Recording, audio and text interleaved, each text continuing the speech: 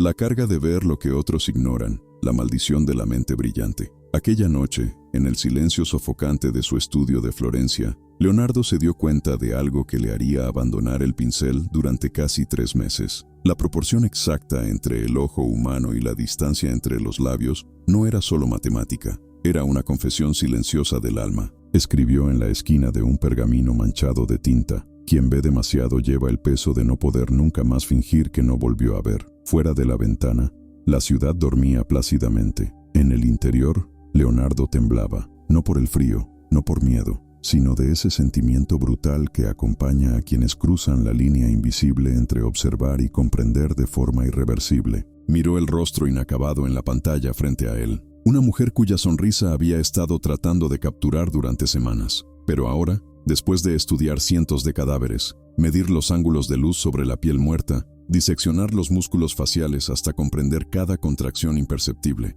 sabía demasiado. Sabía que esa sonrisa no era solo belleza, era geometría del dolor disfrazado, y eso lo destruyó, porque una vez que ves la estructura oculta detrás de las apariencias, no hay vuelta atrás a la ingenuidad, no hay manera de contemplar el teatro de la vida sin ver los hilos que mueven a los títeres, no hay forma de escuchar palabras dulces sin notar la arquitectura de la mentira detrás de ellas. Leonardo se levantó, caminó hacia la ventana y observó la calle vacía. Un niño pasó corriendo, riéndose, sintió envidia. Envidia de quienes todavía podían reír sin calcular la tensión de los músculos cigomáticos, sin cartografiar la química del placer, sin diseccionar la ilusión de la alegría. Fue en ese momento que la maldición comenzó a revelarse por completo. Regresó a la mesa, tomó otro cuaderno, el que nunca mostró a nadie, y escribió: una mente brillante no es un regalo, es una condena, porque te obliga a habitar un mundo diferente al resto de la humanidad. Un mundo donde cada gesto se traduce en intención, cada silencio en estrategia,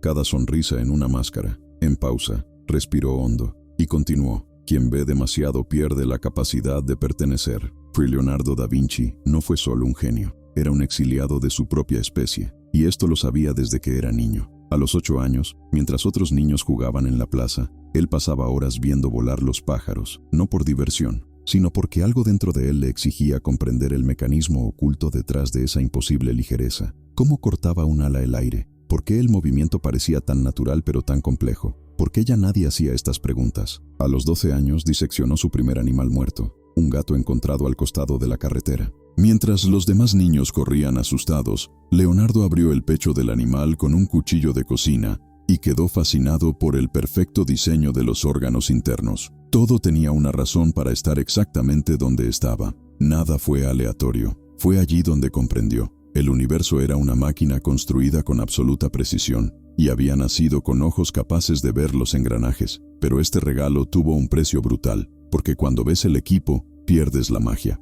Cuando comprendes la mecánica de las emociones humanas, pierdes la inocencia del sentimiento. Cuando descifras el código detrás de cada comportamiento, pierdes la capacidad de confiar plenamente en cualquier persona. Y eso lo aisló. Mientras los demás artistas de Florencia debatían sobre la belleza y el estilo, Leonardo solo veía proporciones matemáticas e ilusiones ópticas bien ejecutadas. Mientras los nobles se enamoraban de las pinturas románticas, él vio capas de pigmento aplicadas en ángulos específicos para manipular la percepción de la profundidad. Nunca podría simplemente apreciarlo. Siempre analicé, y eso lo estaba devorando por dentro. Esa noche, después de horas de desvelo, Leonardo tomó una terrible decisión. Intentaría vivir como los demás. Haría como que no lo vi. Al día siguiente fue al mercado. Habló con comerciantes, sonrió, hizo bromas. Intentó interesarse por asuntos triviales, el precio del pan, el tiempo, los chismes locales. Pero con cada frase que escuchaba, su mente traducía automáticamente: este hombre miente sobre el peso de la harina. La inclinación de su hombro izquierdo indica malestar. Sabe que está robando. Esta mujer sonríe, pero sus ojos permanecen tensos. Tristeza disfrazada. Probablemente perdió a alguien recientemente. Este joven habla demasiado alto. Compensa su inseguridad con volumen. Quiere hacerse notar porque teme ser invisible. Leonardo regresó a casa exhausto, no mediante el esfuerzo físico, sino mediante el esfuerzo mental de intentar apagar lo que no se puede apagar. Volvió a sentarse frente al lienzo inacabado. Miró la enigmática sonrisa de la mujer pintada y finalmente entendió: esa sonrisa no era la de ella, era suyo. Era la sonrisa de alguien que sabe demasiado y elige mantenerlo en secreto. Fue entonces cuando se dio cuenta de algo aún más aterrador. No estaba simplemente pintando un retrato, estaba pintando una confesión. Si en este momento sientes algo extraño, una mezcla de curiosidad e incomodidad, es porque lo reconoces en ti mismo. Todos nosotros, en algún nivel, hemos sentido el peso de ver lo que preferiríamos ignorar. Si este viaje resuena contigo,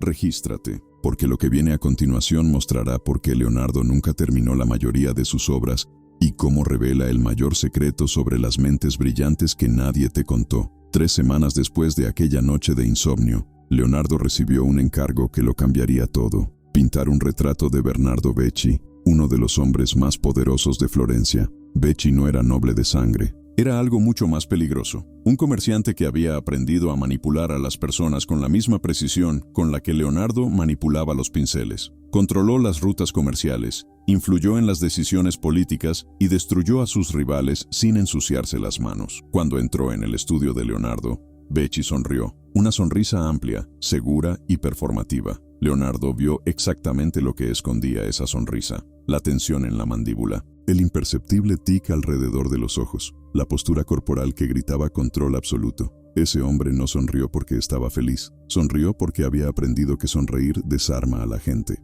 «Escuché que eres el mejor», dijo Becci, caminando por el estudio con pasos medidos. «Que veas cosas que otros artistas no ven». Leonardo no respondió de inmediato. Observado, la forma en que Becci tocaba los objetos sobre la mesa, siempre con la mano derecha, nunca con la izquierda. La forma en que evitó mirar directamente las pinturas inacabadas, sino que examinó cada detalle con visión periférica. Un depredador que inspecciona el territorio de otra persona. «Pinto lo que tengo delante», dijo finalmente Leonardo. Nada más. Becci se rió, pero la risa sonó falsa. «Estratégico. Eso espero, porque necesito este retrato para mostrar exactamente quién soy. Un hombre digno de confianza, un líder, alguien alrededor de quien la gente se siente segura». Leonardo lo entendió enseguida. Becci no quería un retrato, quería un arma de persuasión. Y fue en ese momento cuando el conflicto interno de Leonardo se convirtió en algo mucho mayor, porque se dio cuenta de que no estaba solo en esta maldición de ver demasiado. Becci también lo vio.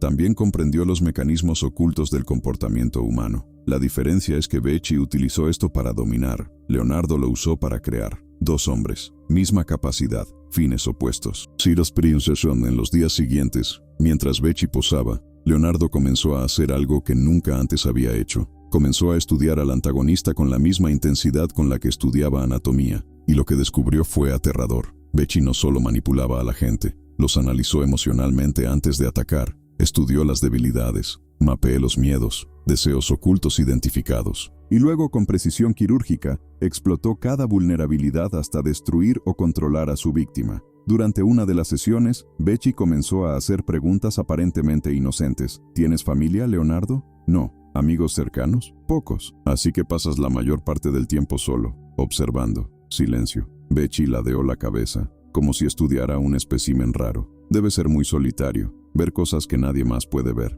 Tratar de explicar y darte cuenta de que la gente te mira como si estuvieras loco. Leonardo sintió un escalofrío recorrer su espalda. Becci sabía exactamente lo que estaba haciendo. Estaba mapeando su psicología. «Sabes de lo que estoy hablando, ¿no?», continuó Becci, con esa sonrisa calculada. «Ambos vemos más allá de la superficie. La diferencia es que yo he aceptado lo que significa. Aún así, luchas contra ello». «¿Y eso qué significa?», preguntó Leonardo, manteniendo la voz firme. Becci se levantó, caminó hacia la ventana y miró hacia la ciudad. «Significa que aquellos que ven demasiado no pueden vivir como ciegos. Significa que tienes 2 opciones: usar este don para controlar el mundo o ser aplastado por él». Leonardo agarró el pincel con fuerza. Esto no fue una conversación, fue una invitación o una amenaza. «No quiero controlar a nadie», dijo Leonardo, «así que ya has elegido ser aplastado».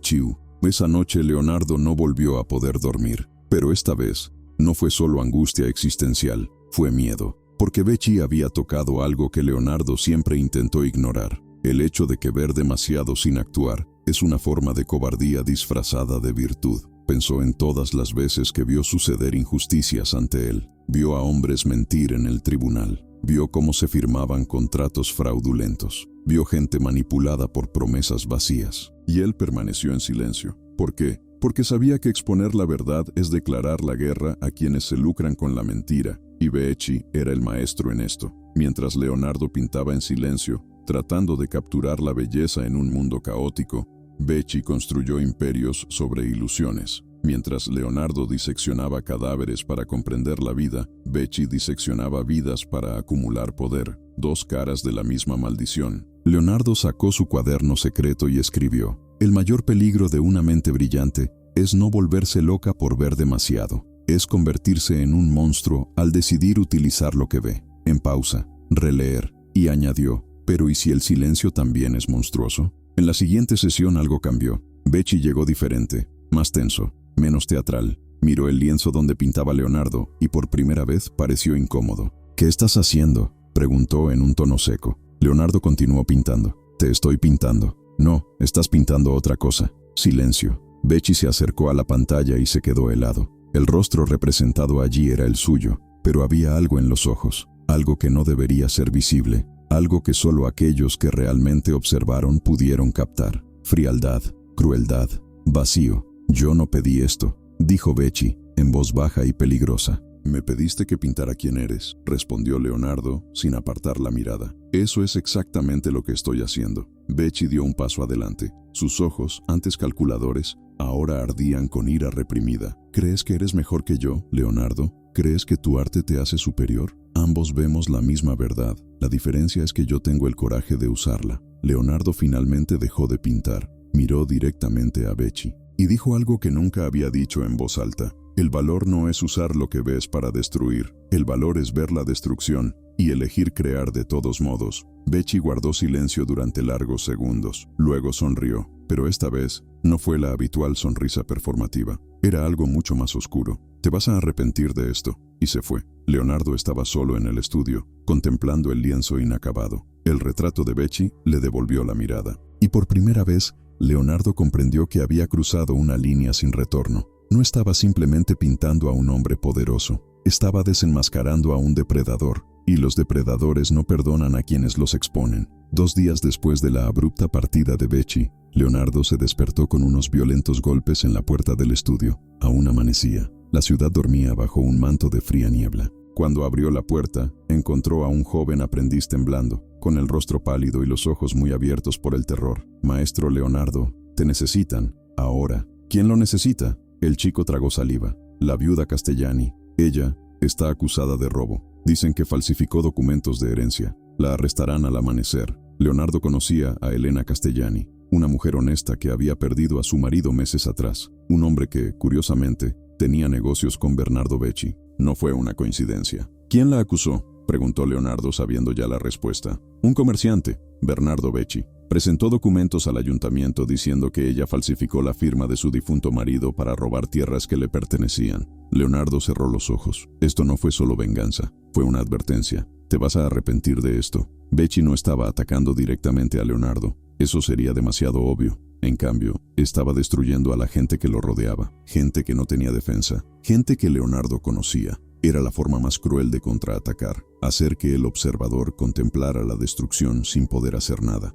Pero Becci había cometido un error. Había subestimado algo fundamental de las mentes brillantes. Cuando finalmente deciden actuar, no lo hacen con la fuerza bruta, lo hacen con precisión quirúrgica. Leonardo se vistió rápidamente y se dirigió a casa de Elena Castellani. Estaba sentada en el suelo de la sala, rodeada de documentos esparcidos, llorando en silencio. Cuando vio a Leonardo, se levantó con dificultad. «No hice nada», dijo con la voz quebrada. «Lo juro, Leonardo. Estos documentos nunca los había visto antes. Alguien los puso entre mis cosas. Alguien quiere destruirme». Leonardo tomó uno de los papeles, analizó la firma, la tinta, el estilo de la caligrafía. Sus ojos entrenados captaron inmediatamente las inconsistencias. «Eso es una falsificación», dijo con firmeza, «y puedo demostrarlo». Elena lo miró con una mezcla de esperanza y desesperación. «¿Cómo?». Leonardo no respondió. Simplemente dobló el documento con cuidado y lo guardó. Su mente ya estaba trabajando a toda velocidad, conectando patrones invisibles que nadie más podía ver, porque esa era la verdadera naturaleza de una mente brillante.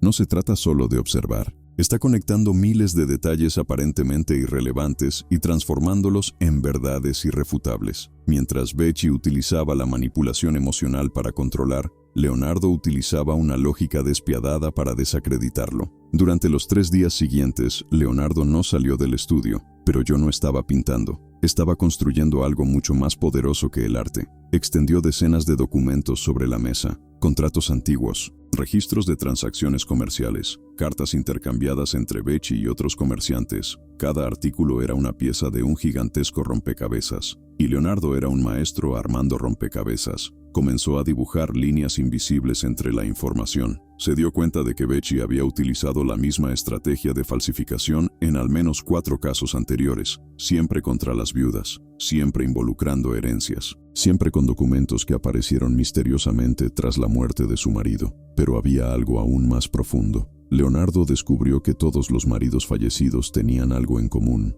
Habían hecho negocios con Becci poco antes de su muerte, y todos murieron por causas aparentemente naturales: fiebre repentina, caída accidental, envenenamiento por comida en mal estado. Nunca algo lo suficientemente obvio como para despertar sospechas, pero para alguien que vio patrones donde otros vieron coincidencias, esta fue una confesión silenciosa de un asesinato en serie. Leonardo sintió que su corazón se aceleraba, no por miedo, pero con indignación fría y calculada. Becci no era solo un manipulador, era un asesino que convertía las muertes en ganancias, y nadie se había dado cuenta jamás, hasta ahora. Leonardo tomó una hoja de papel en blanco y empezó a escribir, pero no fueron palabras. Eran diagramas, mapas, conexiones visuales entre nombres, fechas, lugares y métodos. Sabía que acusar a Becci directamente sería inútil. El hombre tenía demasiado poder, demasiada influencia. La verdad desnuda no sería suficiente. Tenía que presentarse de una manera tan irrefutable que ni siquiera los más poderosos pudieran ignorarlo. Fue entonces cuando Leonardo tuvo una brillante idea.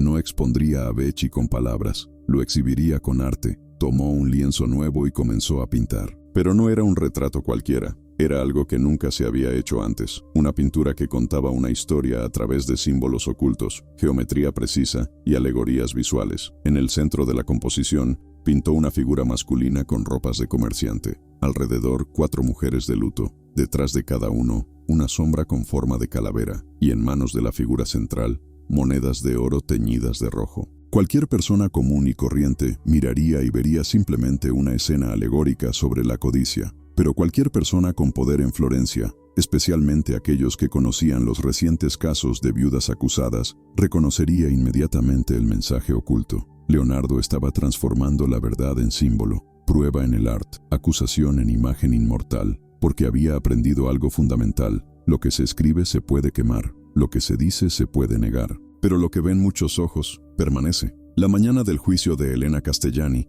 Leonardo llegó al tribunal llevando algo cubierto con un paño. Becci estaba allí, sentado entre los consejeros, con esa habitual sonrisa de confianza. Cuando vio entrar a Leonardo, su rostro se contrajo levemente, lo suficiente para revelar nerviosismo. El juez llamó a declarar a Leonardo. Ha sido llamado como experto en análisis de documentos. ¿Qué tiene que decir sobre las acusaciones contra la viuda Castellani? Leonardo colocó el biombo cubierto en el centro de la habitación. Todos miraron con curiosidad. Antes de hablar de documentos, dijo Leonardo con calma, me gustaría presentarles algo que pinté recientemente, una obra sobre patrones. Becci se levantó abruptamente. Esto es ridículo. No vinimos aquí a mirar cuadros. El juez levantó la mano. Déjalo continuar. Leonardo tiró de la tela. Toda la habitación quedó en silencio. El cuadro era inquietante, hermoso y absolutamente claro en su mensaje. Varios asesores empezaron a susurrar entre ellos. Algunos miraban a Becci con expresiones de creciente sospecha. Leonardo no necesitó decir una palabra. Art ya había hecho la acusación, pero sabía que eso todavía no era suficiente. Necesitaba el golpe final. Luego, con calma, colocó sobre la mesa los documentos que había recogido y empezó a hablar, no con emoción, no enojado, pero con la implacable precisión de quien disecciona la verdad. Estos son contratos entre Bernardo Becci y 4 hombres que murieron en los últimos 2 años, todos casados, todos quedaron viudos, todos fueron acusados de falsificación por él, todos perdieron sus herencias ante él. Becci intentó interrumpir, pero el juez lo hizo callar. Leonardo continuó. Analicé las firmas de los documentos falsificados, todas hechas por la misma mano, y esta mano no pertenece a ninguna de las viudas. Colocó una lupa sobre una de las firmas. Miren la presión de la pluma, el ángulo de inclinación. el temblor imperceptible en ciertas letras. Quien falsificó estos documentos tenía prisa, tenían miedo de ser descubiertos, y cometieron el mismo error en todos ellos. Los casos. El silencio en la habitación era absoluto. Leonardo miró directamente a Becci. La cuestión no es si Elena Castellani es inocente. La pregunta es, ¿cuántas otras mujeres han sido destruidas por un hombre que convierte la muerte en beneficio? Becci estaba pálido, pero aún así trató de mantener la compostura. Esto es absurdo. Este hombre está inventando una fantasía para... Entonces explica, interrumpió Leonardo con voz fría como el hielo. ¿Por qué la tinta utilizada en los 4 documentos falsos es idéntica a la tinta encontrada en tu propia oficina?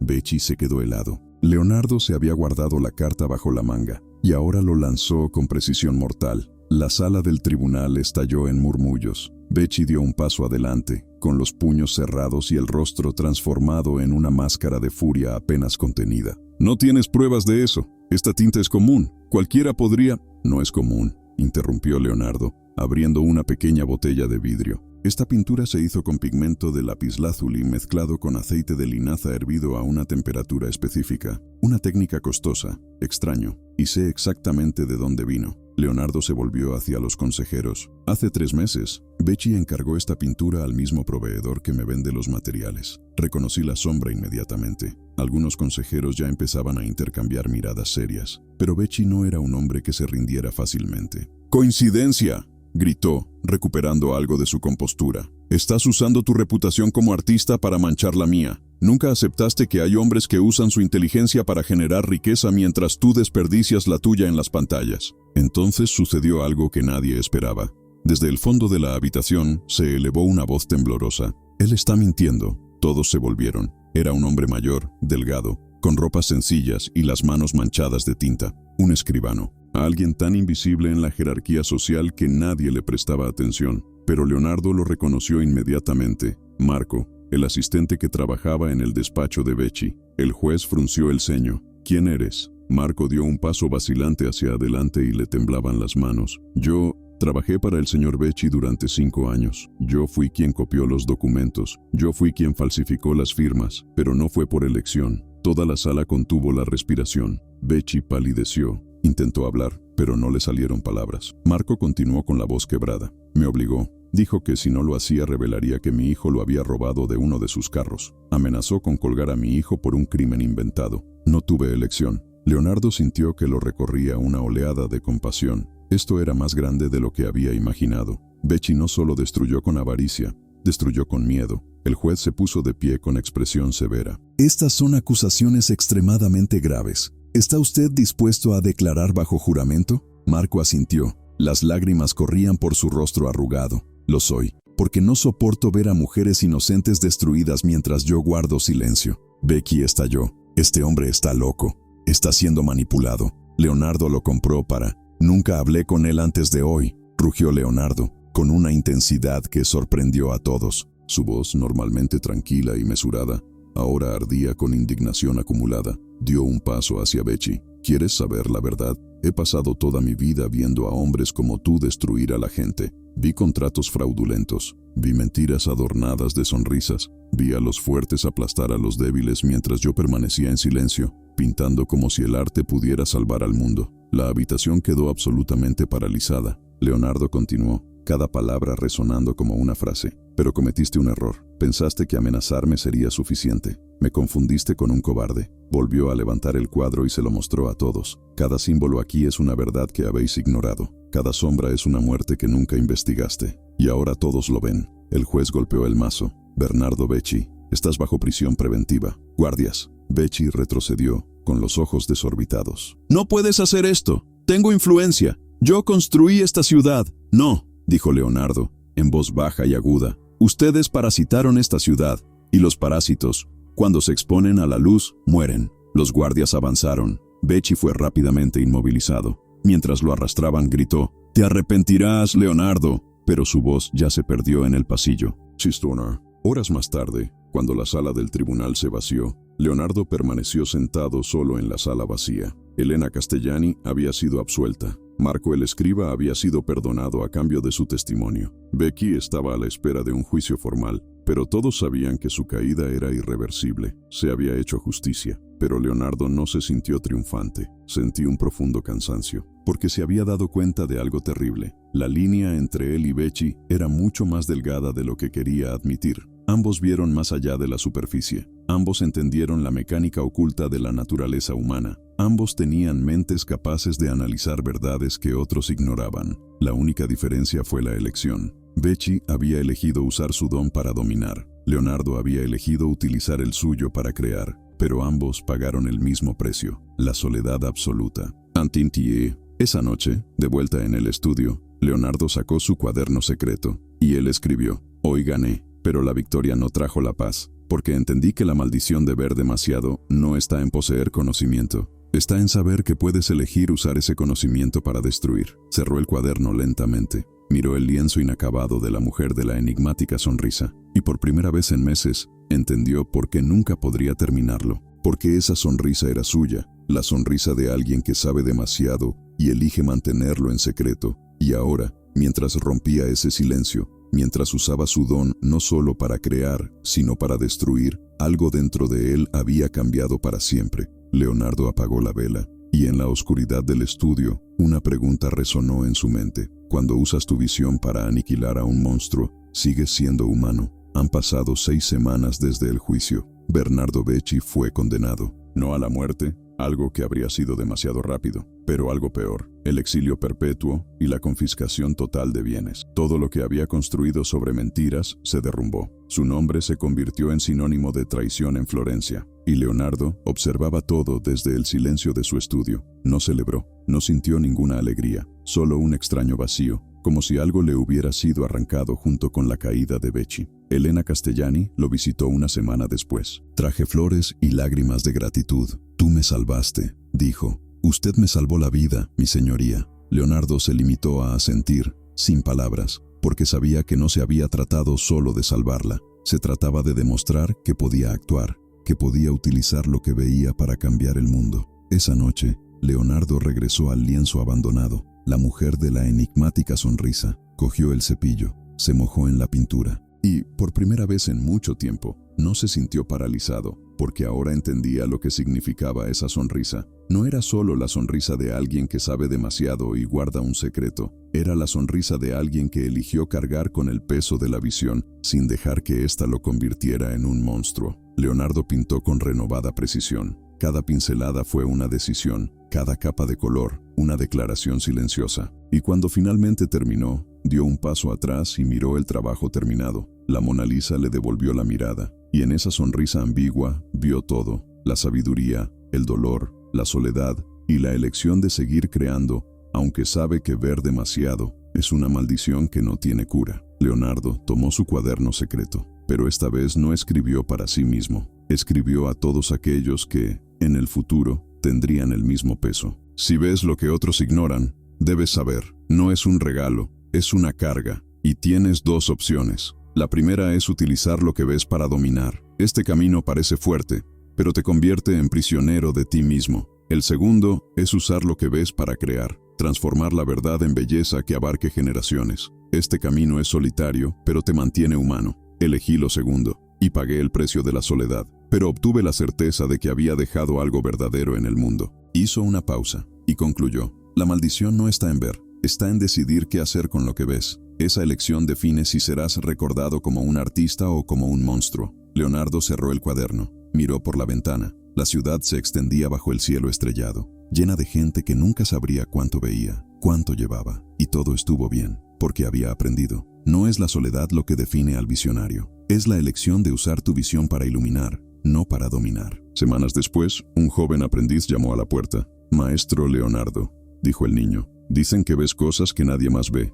¿Puedes enseñarme?» Leonardo observó al joven. Vio inocencia, vio el peso que aún no sabía que llevaría. «Puedo», dijo Leonardo, «pero primero, entiende algo». Señaló la concurrida calle. «¿Ves a toda esa gente? Viven en un mundo de apariencias. Se pertenecen unos a otros de una manera que nunca lo será si eliges ver más allá». El chico frunció el ceño. Leonardo continuó: Ver lo invisible es renunciar a ser parte de lo visible, y no hay vuelta atrás. ¿Vale la pena?, preguntó el chico. Leonardo sonrió. Vale la pena, no porque traiga felicidad, sino porque trae un propósito. Y para algunas almas, el propósito es más importante que pertenecer. Años más tarde, en su lecho de muerte, Leonardo se miró las manos arrugadas, metro los que diseccionaban cadáveres, manos que pintaron obras maestras, manos que vieron demasiado y eligieron crear, no destruir. Y en ese último momento, susurró, la maldición no era ver demasiado, era vivir en un mundo que veía muy poco, pero luego, con un suspiro de paz, y aún así, valió la pena. Si has llegado hasta aquí, es porque reconoces este peso. Quizás usted también vea lo que otros ignoran. Quizás conlleva la soledad de alguien que entiende demasiado. Sepa que no está solo. Leonardo dejó un legado que se extendió por siglos porque decidió transformar la maldición en arte. Y tú puedes hacer lo mismo. El mundo necesita personas que vean más allá, pero necesita aún más personas que opten por crear belleza en lugar de sembrar control. Esta es la verdadera redención de la mente brillante. No huyas de la visión, pero hónralo con la creación. Si esta historia te tocó algo, suscríbete, porque aquí exploramos el peso y la belleza de ver lo invisible y cómo convertir esa maldición en el mayor regalo que puedes darle al mundo.